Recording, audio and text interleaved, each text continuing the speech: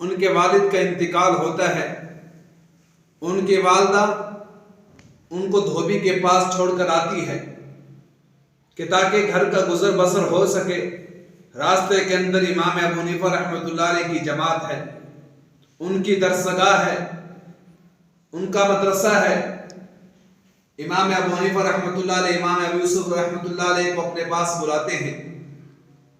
اللہ اکبر کبیرہ، ان کو اپنی محفل کے اندر، اپنی مجلس کے اندر،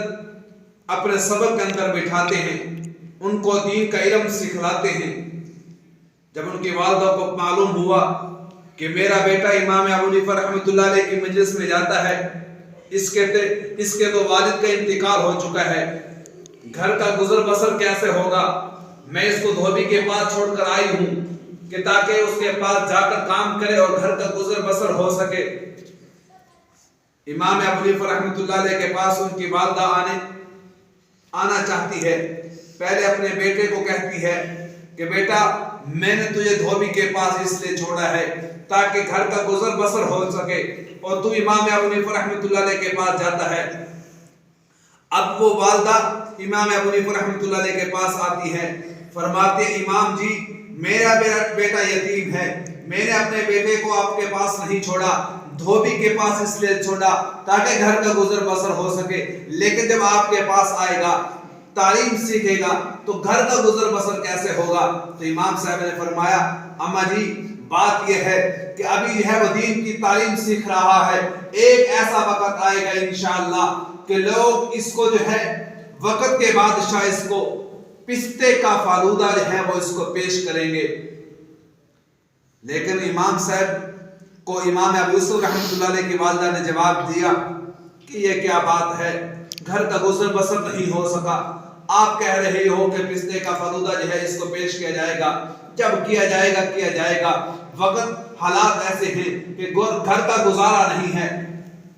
آخر کار امام صاحب کی بات کو اس نے جو ہے وہ درگزر کر دیا، اس نے جو ہے سنی انسنی کر دی۔ ایک وقت ایسا آیا کہ جب امام ابو یوسف رحمۃ اللہ علیہ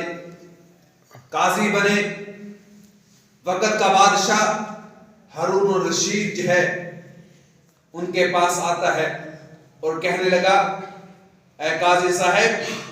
اے امام ابو یوسف رحمۃ اللہ علیہ، ہم جو ہے آپ کو ایک ایسا حلوہ پیش کریں گے جو لذیذ ہوگا، جو مجھے بھی کبھی کبھی ملتا ہے، باوجود یہ کہ میں بادشاہ ہوں، لیکن آپ کے دین کی برکت سے، علم کی فضیلت کی وجہ سے وہ حلوہ آپ کو روزانہ پیش کیا جائے گا۔ جب وہ پیش کیا گیا فرمانے لگے کہ یہ کس چیز کا ہے؟ فرمایا کہ یہ پستے کا فالودہ ہے، پستے کا۔ اللہ اکبر کبیرہ۔ تو ان کو اسی وقت امام ابو حنیفہ رحمۃ اللہ علیہ کی بات یاد آئی کہ میرے استاد جی نے بچپن کے زمانے کے اندر ہی، طالب علمی کے زمانے کے اندر ہی میرے بارے میں کہا تھا کہ اے ابو یوسف کہ تجھے ایسا وقت بھی آئے گا کہ تیرے سامنے جو ہے پستے کا فالودہ پیش کیا جائے گا۔ مسلمانوں، یہ ہے دین کی برکت، یہ ہے علم کی برکت۔ جس وقت انسان جو ہے اپنی ہستی کو اللہ کی طرف سپرد کر دیتا ہے تو اس کو اللہ تبارک و تعالی ایسی جگہ سے وہم و گمان بھی نہیں ہوتا جہاں پر ایسی جگہ سے اس کو رزق عطا کرتا ہے۔ اللہ سے دعا گو ہوں کہ اللہ تبارک و تعالی ہمیں دین